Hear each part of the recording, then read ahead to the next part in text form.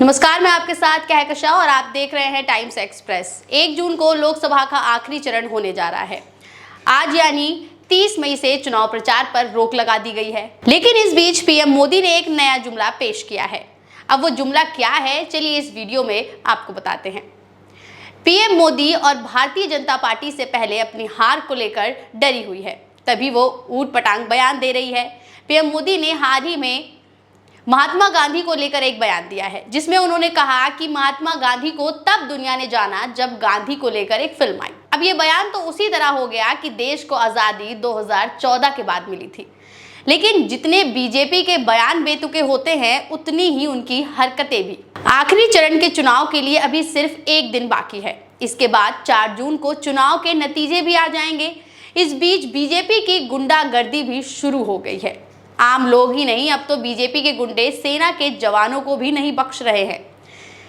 X पर एक video तेजी से वायरल हो रहा है, जिसमें एक जवान अपनी आपबीती बताते हुए नजर आ रहा है।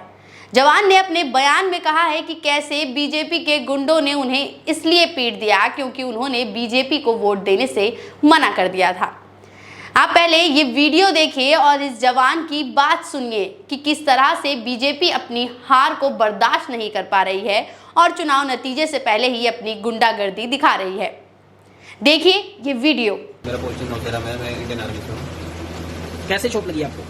चोट रेंडमली विधायक जी, हमारे जो पूर्व विधायक जी हैं, वो जा रहे थे और उनसे कोई मतलब नहीं था, और एक पिकअप वाला हम लोग को साइड मार गया, तो उससे हम बातचीत कर रहे थे, ठीक। और उन्होंने जबरदस्ती हम कहना था कि भाई प्रचार करो मेरे साथ घूमो, तो हम उनके साथ घूमने के लिए तो आए नहीं है, तो उन्होंने हम लोग मना कर दिए, तो हम लोग को मारने लगे। पूर्व विधायक जी का आप नाम ले रहे हैं, क्या नाम है? सुरेंद्र सिंह विधायक। कहाँ पे ये घटना घटित हुई है? ये है बैरिया जोगिंदर मुक्ति मठ के आगे। किस चीज से मारा गया है? ये पत्थर से मारा गया है। उसके बाद उनके साथ थे, वो चाबी से मारे, गाड़ी की चाबी। कम से कम 30-35 लोग थे, 3 गाड़ी से थे। क्या मंशा क्या थी, क्यों वो आप लोग को मार रहे थे? चुनावी रंजिश है। क्या पूर्व में भी कुछ विवाद था क्या आप लोग के बीच में? मैं रहता नहीं, मेरा कोई विवाद नहीं है।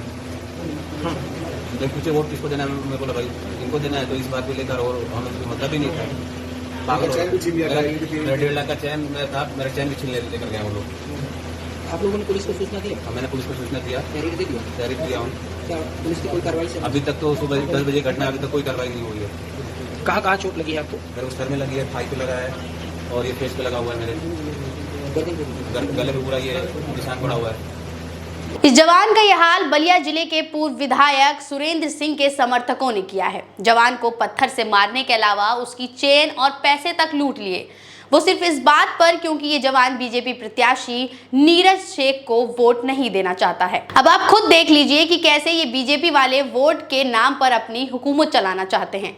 इन्हें खुद तो लोग वोट देते नहीं हैं, तो ये जबरदस्ती उनसे वोट दिलवा रहे हैं। यही है इनका असली चेहरा। इस वीडियो को यूपी कांग्रेस ने शेयर किया है और दिखाया है कि आखिर कैसे बीजेपी वोट के लिए क्या क्या कराती है और क्या क्या कर सकती है।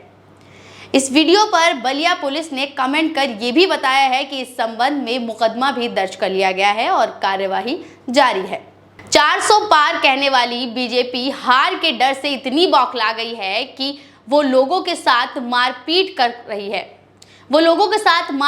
रही है। सेना के रक्षा करने वालों और सम्मान करने की बात कहने वाली ये बीजेपी पार्टी कैसे सेना के जवानों को मार रही है।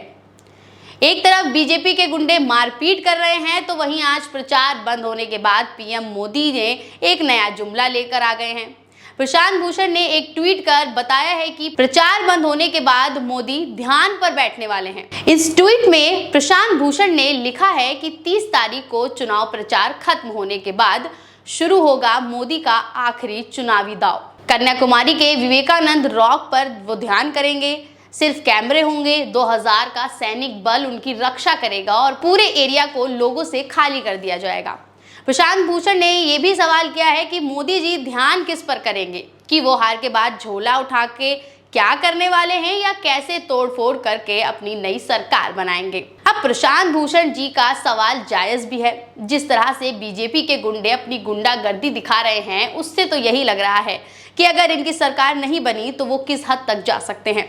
जब वो एक वोट के लिए सेना के साथ मारपीट कर सकते हैं, तो फिर आम लोगों के साथ उनका रवैया कैसा होगा, ये तो आप भी सोच सकते हैं। इस वीडियो में साफ तौर पर आपने देख लिया होगा कि किस तरीके से एक सेना के जवान के साथ मारपीट की गई, कैसे उसका सर फोड़ा गया और उससे पैसे तक छीन लिए गए। अब 4 जून के नतीजे आने बाकी हैं और नतीजे के बाद आखिर क्या कुछ होता है ये देखना काफी अहम होगा। बने रहिए टाइम्स एक्सप्रेस के साथ। धन्यवाद।